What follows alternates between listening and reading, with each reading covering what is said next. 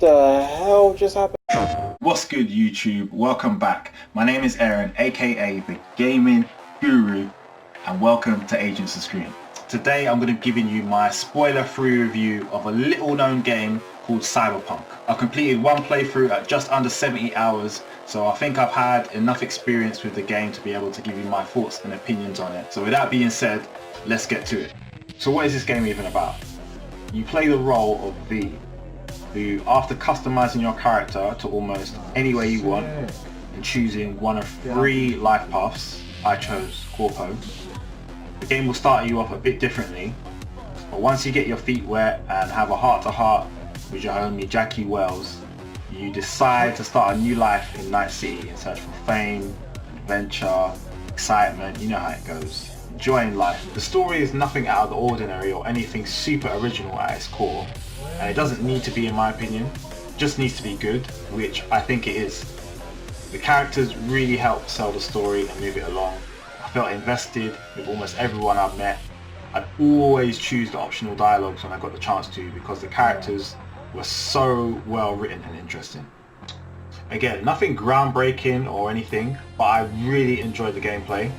I had like a 70% netrunner build, so I was focused on hacking enemies, turrets, etc., with a bit of focus on melee and tech weapons later on. I enjoyed the melee combat with the counters and the way you could dodge in slow-mo with certain cybernetic attachments. And I didn't realise until later on that tech weapons actually shoot through walls.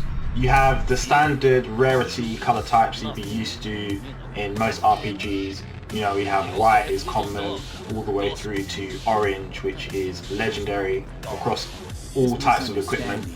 And they also had special iconic items to find as well, which can all be upgraded.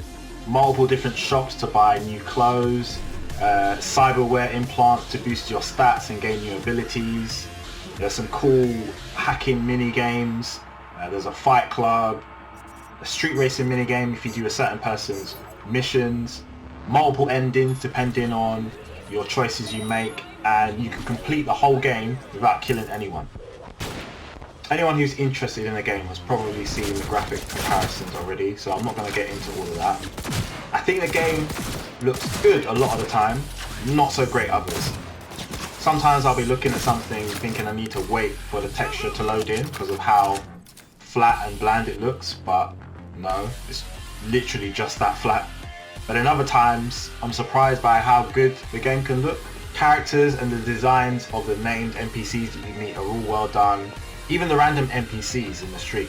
Plenty of times when I was doing a mission, I'd stop what I was doing to go and check them out because they all had something cool about them, or an item of clothing they look really futuristic.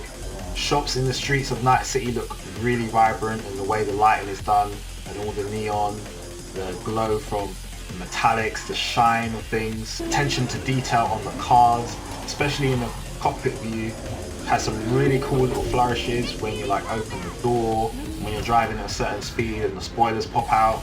Different districts and areas actually look like different areas. You know, you've got the open roads of the Badlands, sandstorms, mountains, and full day and night cycles. Boy, I ran into a lot. Crashes, raw, constantly and consistently, and so easy to reproduce. In 69 hours of gameplay, it crashed at least 50 times. If you're just playing it for about an hour and 10 minutes, it'll crash. Loads of different UI glitches where elements would get stuck on the screen and then you have to reload to get rid of them. Overlapping other UI elements like your ammo count would be overlapped by the speedometer when you're driving. Characters talking too soon and before another has finished, so they end up overlapping each other and you can't even hear or understand what they're saying. Characters talking without their mouths moving. Not being able to loot enemies because I can't highlight the item because the body's on it or the item's fallen halfway into the ground. Reading the text message, then opening it with L3 but not being taken directly to that text message. Why? When you reply to text message, sometimes it will double up. There are times where I'm walking around and I can't use my super jump unless I do normal jump first, like it just won't work. Cars getting stuck or being stuck halfway in the ground. Not being able to drive all the way to a location because the game wants you to get out of the vehicle and walk. So if you're in that location and then you then call your ride, you can't then get in the car because it will automatically kick you out because it doesn't want you to drive too far to that spot for whatever reason. Cars appearing and falling out of the sky on top of existing cars. Mapping skip conversation to crouch or circle button.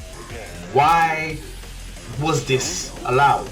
The amount of times I would be crouching because I'm doing stealth and then I have to talk to someone and I want to stand up, but I end up skipping the convo. That happened way too often. The police system, pointless. You get 1 star. If you're on foot, the police will teleport to where you are. If you're hiding in a lift, which is what I was doing, just biding my time, wasn't doing anything, 1 star, police appeared right behind me and killed me. If you have 4 stars, you might as, and you're not driving and you're on foot, you might as well reload the game. There's just no point. 4 stars is basically death mode. You're dead. You will die. It's not worth the stress. Just reload your save and carry on. Police system is completely broken. Despite all the bugs and the issues I encountered, I still enjoyed the game, I can't lie. The characters are just great. I felt invested. The side missions and the gigs were really fun to do, and there are some excellent missions that are going to be missed simply because people don't want to bother with the side missions. I had a lot of fun with my Netrunner build. I felt pretty OP later on, being able to take out a whole building without anyone being noticed, turning turrets on enemies. But I also enjoyed shooting up the place with my tech weapons and using slow-mo and my dodge. Very fun.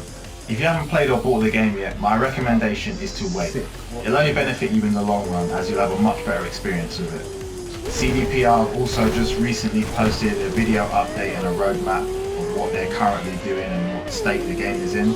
More patches are on the way and the next gen versions are now due in the second half of this year. So yeah, that's my review of Cyberpunk. Hope you enjoyed the video. Thank you for watching. Let me know in the comments below if you've been playing the game, what you thought of it.